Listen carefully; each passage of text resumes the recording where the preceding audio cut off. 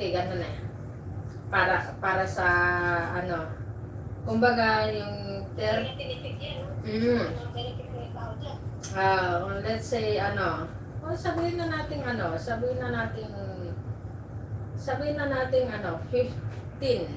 na lang every month. 15,000. 15,000 times 12 months, 180,000 around. Let's say 180,000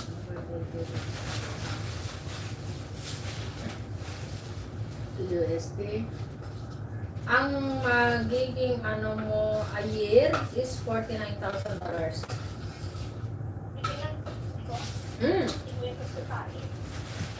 Ano yun? Sa mababang yun ha? Sa mababa yun. Approximate lang yun. Kumbaga masisave